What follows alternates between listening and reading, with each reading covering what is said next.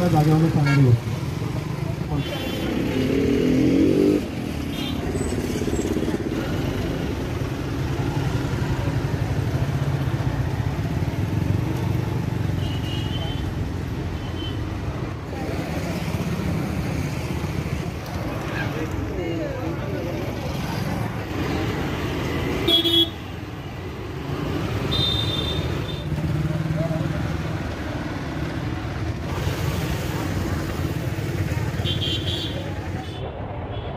थकीत पगार व किमान वेतन 7 महिन्याचा थकीत पगार व किमान वेतनासाठी 500 कोविड योद्ध्यांचा डेरा आंदोलनाचा आज 16वा दिवस आहे.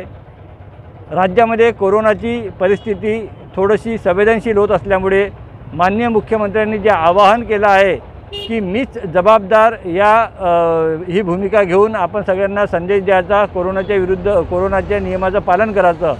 आमच्या आंदोलनकर्त्या महिला कामगारांनी, पुरुष कामगारांनी, कोविड योद्ध्यांनी याच्यामध्ये स्वेच्छेने पुढाकार घेतला. माननीय मुख्यमंत्र्यांच्या संदेशाला आम्ही एक प्रकारे त्यांच्या भूमिकेचं समर्थन करून समाजामध्ये एक चांगला संदेश द्यावा म्हणून या ठिकाणी डेरा आंदोलनामध्ये हे पूर्ण चेहऱ्यावर मास्क झाकून, सोशल डिस्टन्सिंगचं पालन करून, सॅनिटायझरचा वापर करून, जेणेकरून आमच्या आंदोलनाच्या माध्यमातून इतर लोकांना एक संदेश गेला पाहिजे की आपण मास्कचा वापर, सॅनिटायझरचा वापर आणि अंतर्नियमाच्या पालन केले पाहिजे हा संदेश देण्यासाठी आज आम्ही या ठिकाणी हा उपक्रम राबविलेला आहे.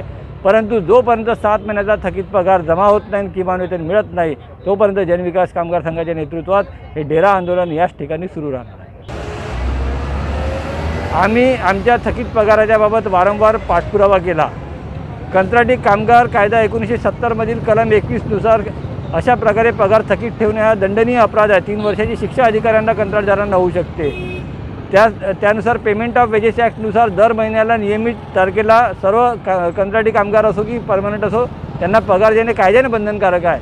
आम्ही याबाबत वारंवार पत्रव्यवहार केला पण आमची मागणी पूर्ण झाली नाही. त्यामुळे आता आम्हाला डेरा आंदोलनाचा मार्ग पुकारावा लागला आणि यामुळे रुग्णांची जी काही गैरसोय होऊन राहिलेली आहे त्यासाठी वैद्यकीय महाविद्यालय व वैद्यकीय शिक्षण विभाग पूर्णपणे जबाबदार आहे. रुग्णांच्या सेवेमध्ये गैरसोय होत आहे त्याबद्दल आम्हाला दिलगिरी वाटते.